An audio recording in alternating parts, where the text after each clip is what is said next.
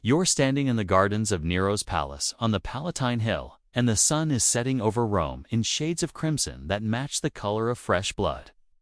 A figure approaches through the colonnade, draped in silk that catches the dying light. Jewels glinting at the throat and wrists, moving with practiced grace that seems almost too perfect. The courtiers bow deeply as this person passes, murmuring domina with voices that don't quite mask their discomfort. You catch a glimpse of the face, delicate and haunting. And for a split second, something seems wrong. Like you're looking at a beautiful painting where the artist made one subtle, terrible mistake that your mind can't quite name. Then you see the emperor himself emerge from the shadows, and the way he looks at this figure makes your skin crawl, because there's possession in those eyes, not love, obsession, not devotion. And everyone here knows the secret that Rome whispers in dark corners. That glittering creature in silk was born a boy named Sporus. And what was done to him in the name of love represents a cruelty so complete it would echo through 20 centuries. Before we descend into this story, I'd genuinely love to know where in the world you're listening from. Drop a comment with your location, because it still amazes me that we can connect across continents and time zones to explore these haunting chapters of human history together. This isn't just another tale of Roman excess or imperial madness. This is the story of what happens when grief breaks a mind that controls an empire. When the most powerful person in the known world decides that death itself can be reversed, that reality can be reshaped, that one human being can be transformed into the ghost of another. The name Sporus has been footnoted in history books, mentioned in passing by ancient historians like Suetonius and Cassius Dio, but his story deserves more than a footnote. It deserves to be remembered as one of the most disturbing acts of psychological annihilation ever recorded. A transformation so complete that it erased not just a body, but an entire identity, leaving behind only the shell of something that once was human. To understand how this nightmare began, you have to understand the man who orchestrated it.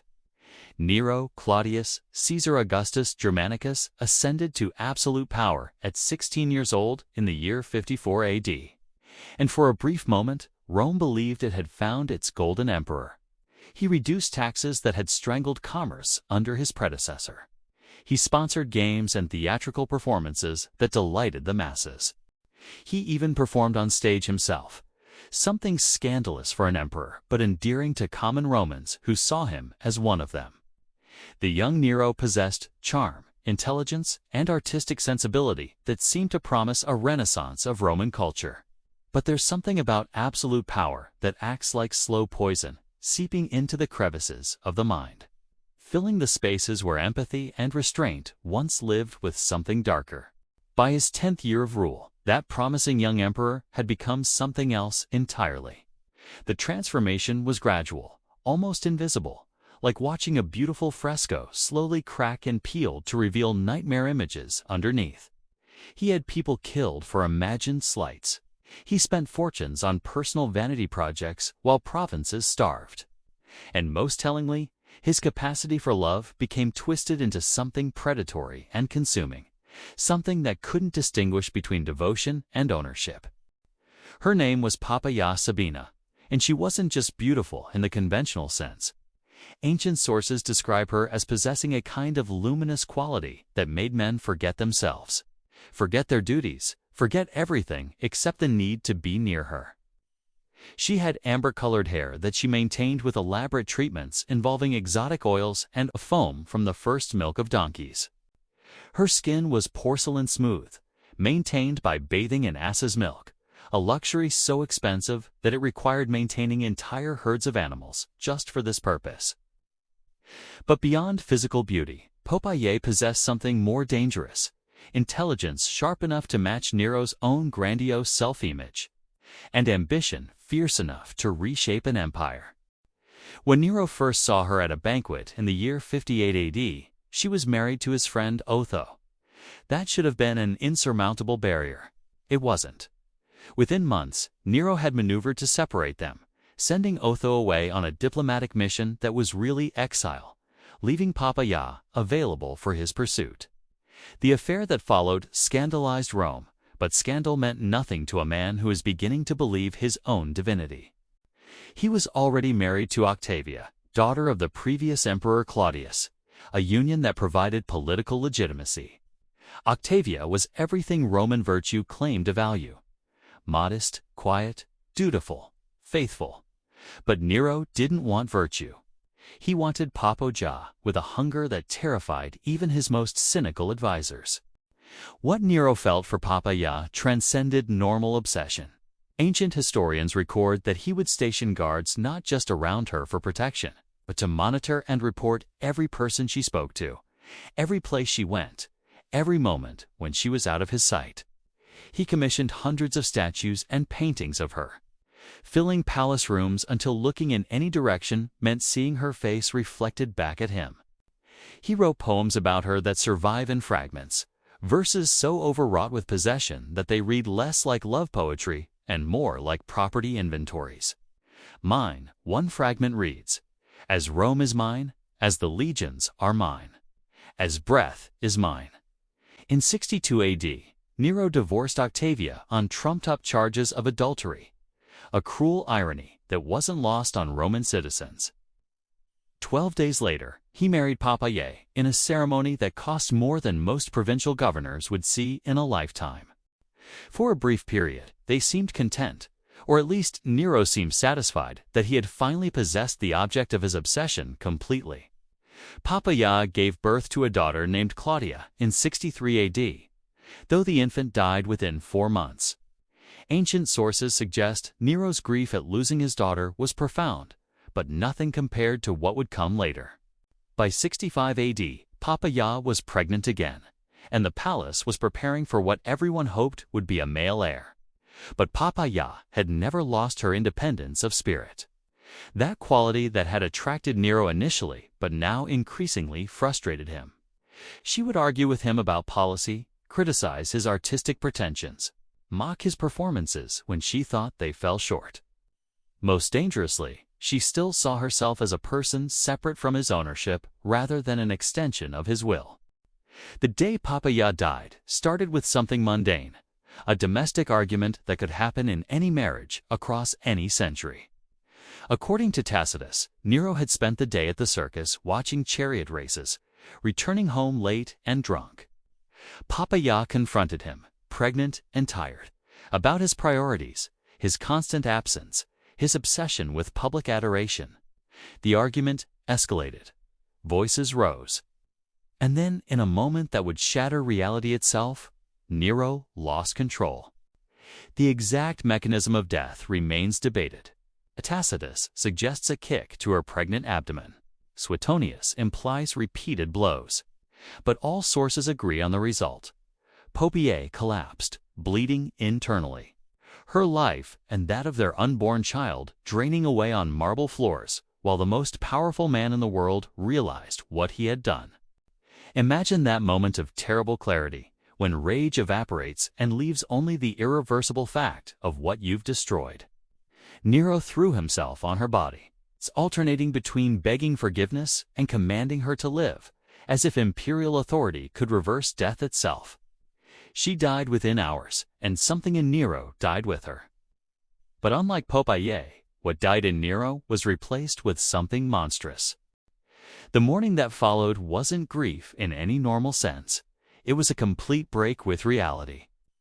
Nero refused to have Poppaea's body burned according to Roman custom. Instead, having it embalmed, using techniques borrowed from Egypt and Persia, preserving her as if she were only sleeping. He had her placed in the mausoleum of Augustus, an honor reserved for emperors, and declared her divine, establishing religious rites in her honor. He spent days sitting beside her sarcophagus, talking to her as if she could hear him, updating her on palace gossip, reading her his latest poems, asking her opinions that obviously went unanswered. The imperial court adapted with the survival instincts of people who understood that disagreeing with an emperor's delusion meant death. Courtiers began referring to Poppaea in present tense. Her favorite seat remained empty at banquets. servants still prepared her chambers each morning. The entire machinery of the Roman state participated in the pretense that the empress was simply elsewhere. Not dead, just absent. It was in this atmosphere of collective madness that Sporus entered the emperor's sight. He was probably 14 or 15 years old, born into slavery in the imperial household and freed as a young child. A common practice for slaves who showed promise or earned favor. Freed slaves in the imperial household occupied a strange middle ground in Roman society. Not truly free in the way citizens were, but not slaves either. They received education, learned administrative skills, and could achieve positions of significant influence. But this privilege came with absolute dependence on imperial favor. They could be elevated or destroyed on a whim, with no legal protection, no family connections to shield them. No power except what was granted by the person who owned them first. Sporus entered life in Nero's palace as many young attendants did, quiet, observant, and hopeful. In the intricate machinery of imperial households, boys like him typically dreamed not of glory but of stability, a modest administrative role, a path toward earning respect, perhaps one day a family or a small home. His ambitions were not grand, only human. What he could never foresee was that his unremarkable destiny would be shattered the moment the emperor happened to look at him and see not a boy, but the echo of a dead empress. Ancient writers differ on many details of Nero's reign, but on Sporus they converge. The young man resembled Poppaea Sabina, Nero's beloved wife, who had died perhaps at Nero's own hands months earlier. Not an exact likeness, but something in the eyes, the line of the jaw. The soft light over his features stirred Nero's grief in dangerous ways.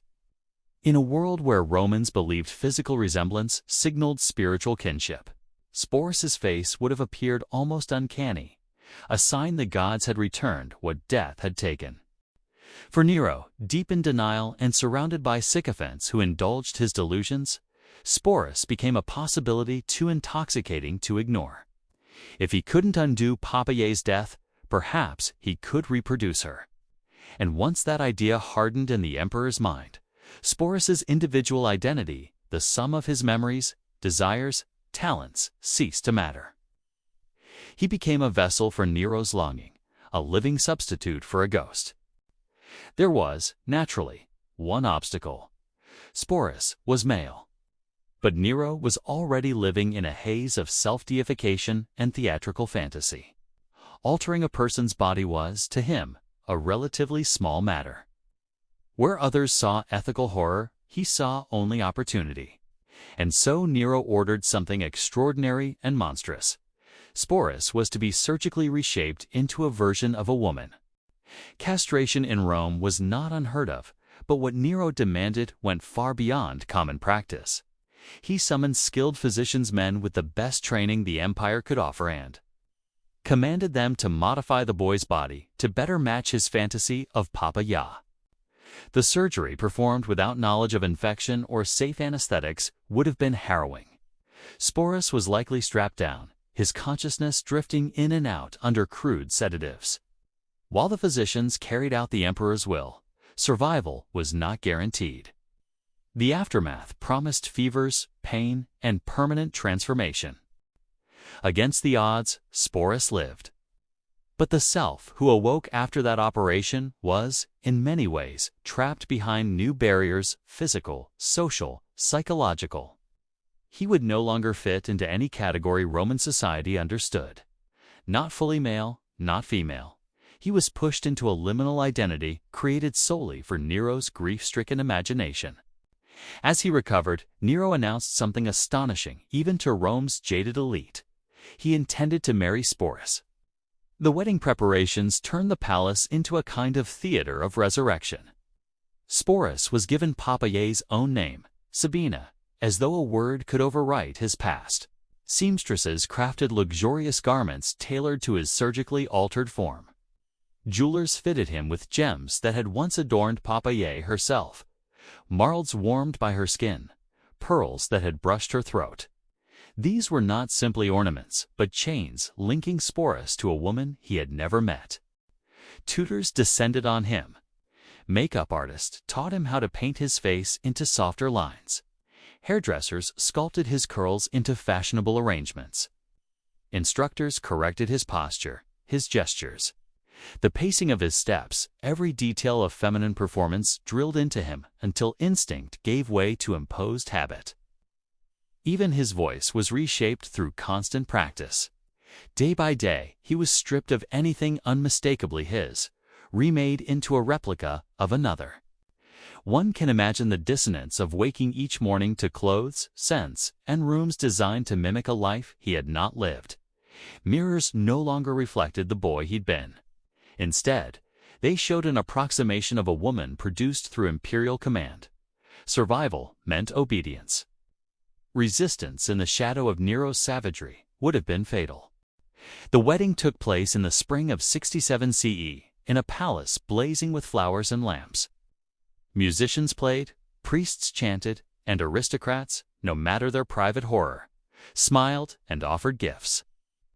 The ceremony resembled a traditional imperial marriage in every outward detail, except, of course, for the identity of the bride. Sporus, adorned in silk and jewels, played the role he had been forced into. Standing beside the most powerful man in the world as the living stand-in for a dead empress. Afterward, Sporus's life took on the rhythms of an empress's schedule, but none of the freedoms. He had attendants, wealth, and rooms of his own, but these privileges were only another kind of captivity. He accompanied Nero everywhere, performing femininity and wifely devotion under the constant gaze of a man whose emotions were volatile and whose attachment was rooted in delusion. Sporus learned to anticipate Nero's shifts in mood, to echo memories that were not his, to maintain the illusion that he truly was Papa Yah, reborn. Ancient writers remarked on his skill in reading Nero, but also on the sorrow that deepened within him. His life had become an unbroken performance. In 68 CE, Nero embarked on a grand tour of Greece, competing theatrically in music and athletic festivals rigged for his triumph. Sporus traveled with him, displayed two foreign dignitaries as Rome's empress. Yet while Nero reveled in applause, the empire unraveled in rebellion. By the time Nero was informed that the Senate had declared him a public enemy, it was too late. Cornered in a villa with only a few followers, he chose suicide over capture, dying with a lament for his own artistic genius. With Nero gone, Sporus became unanchored and exposed. He was a symbol of the previous emperor's decadence, a potential asset or liability, depending on who held power. In quick succession, he was claimed by Nymphidius Sabinus, then by Otho, and finally by Vitellius. Each treated him not as a human being, but as inherited property. A trophy whose existence validated their connection to the former ruler. Vitellius, eager to entertain the Roman crowd and distance himself from Nero's memory through mockery, devised a spectacle for the arena in which Sporus would be forced to reenact mythic scenes of sexual humiliation. The cruelty of the plan was obvious. Sporus, dressed as a maiden, would be violated for public amusement. His suffering transformed into a theatrical sport. For someone who had endured years of forced transformation, manipulation, and erasure, this final degradation was too much to bear. Sporus chose to end his life likely by poison before he could be paraded into the arena. He was roughly 20 years old. His death was recorded briefly by historians more interested in Nero's grotesqueries than in Sporus's humanity. Yet his story endures not because of its sensational elements, but because it illustrates the terrifying reach of absolute power. Sporus was not remembered for anything he chose, but for what was done to him: the appropriation of his body, the obliteration of his agency, the reduction of his identity to a role in another man's fantasy. And yet, in his final act, Sporus reclaimed a small, fierce spark of autonomy. When every other choice had been taken from him, he chose not to be humiliated again. His suicide was devastating, but also defiantly human. Today, remembering Sporus is an act of moral clarity. He was not a symbol of decadence or a strange anecdote in imperial history. He was a person whose story reveals how easily power can consume the vulnerable, how grief twisted into obsession can destroy innocent lives, and how identity can be erased by those who see others only as reflections of their own desires. Sporus deserves to be remembered not as Nero's bride, nor as a curiosity, but as a young man whose life was taken from him in increments until he made the only decision that was still his to make. In that choice, he reclaimed the self that history almost allowed to vanish.